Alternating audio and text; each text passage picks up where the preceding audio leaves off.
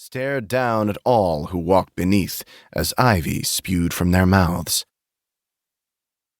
Harrison stood at the start of the short, overgrown path which led to the chapel's doorway. He was flanked by the tall but slender frame of Mr. Roger Thurlow, headmaster of the private school in whose grounds they both stood. In Harrison's experience, school head teachers were calm, serene creatures who, used to dealing with hundreds of adolescent individuals with minds of their own, rarely showed stress. Mr. Thurlow appeared not to be one of those men, or perhaps the situation had brought on a major, uncharacteristic episode. The headmaster spoke, dark circles clouding his eyes. "I need to know what we're dealing with here, Dr. Lane. The reputation of this school could be severely damaged if we discover a satanic cult has been operating among the students."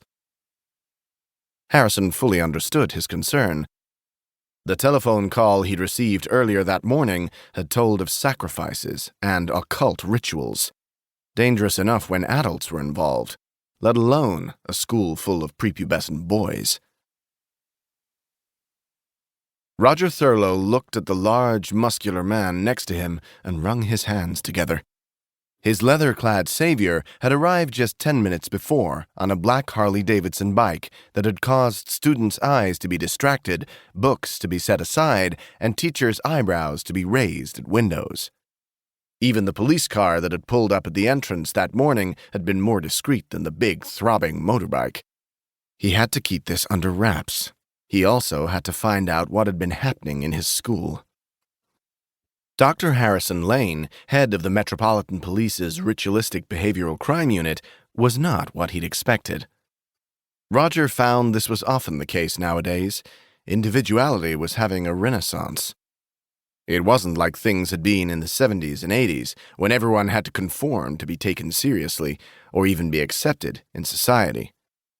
He'd noticed it in his students. The homogeneous product they'd once pumped out at the end of every school year had started to sprout quirks and characteristics, which made for a far more diverse range of individuals. Wasn't it Shakespeare who said, "To thine own self be true"? He wondered what direction his own personality might have taken if he'd been given more freedom to express himself. As for Dr. Lane, his job wouldn't have existed even a few years ago, and he doubted the police would have even considered allowing this renegade into their fold. He could just see a small brown eagle inked on the back of Dr. Lane's neck. His own brother-in-law had spent 35 years in the Met, and if he wasn't mistaken, neck tattoos were still frowned on. Still, Harrison came well recommended. The headmaster hoped he wouldn't disappoint. "Who has been up the path and inside?" Dr. Lane turned to him, and Roger found himself fixed by an intelligent stare, which did nothing to help his nerves.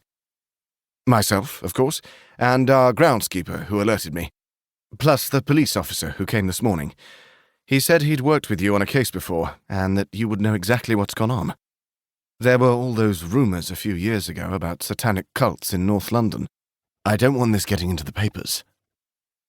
Dr. Lane had returned his gaze forward, and the headmaster found himself peering expectantly at the man's profile for some kind of reassurance.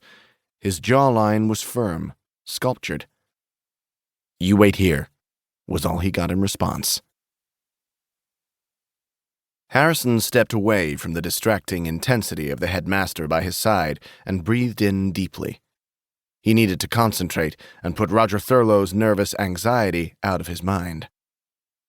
The path would be difficult to read, but not impossible with his tracking skills.